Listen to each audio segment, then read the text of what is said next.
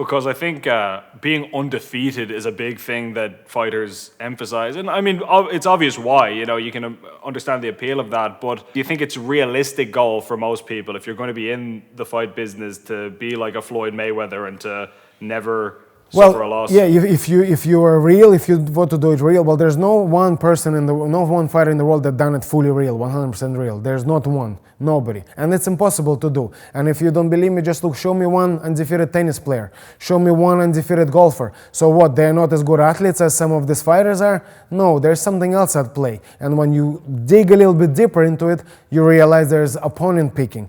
Choosing and picking who you're going to fight, when you're going to fight, you know what I mean? And that goes on with, you know, anybody that's undefeated and, you know, undefeated for a long time. You can be undefeated for a short period of time, but if you're just going to go in and fight everybody, that's not going to happen. Another very good example of that is the Premier League. I love actually the fact that there is such thing as a Premier League, because you get to see what happens when you have 20 of the best teams or 20 of the best players competing against each other, where everybody have to fight everybody or everybody has to play everybody. And you will see that even at the end of the season, even the champion has losses.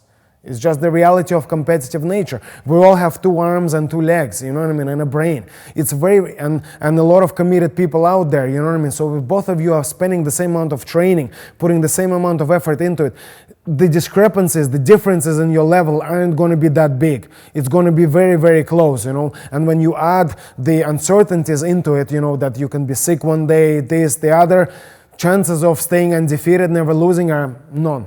It's just impossible. I remember hearing George St. Pierre say that when he was younger, he wanted to be the best fighter in the world, but that as he got older, he realized that there's kind of no such thing, because what he said is, if I beat this guy and this guy beats you and you beat me, which one of us is the best? You know, that it's all just variables, it's different styles, and that there's kind of no way to say this person is above everyone, because it depends on the day even, you know. This guy could have a bad day and it all goes wrong for him. Absolutely, yeah.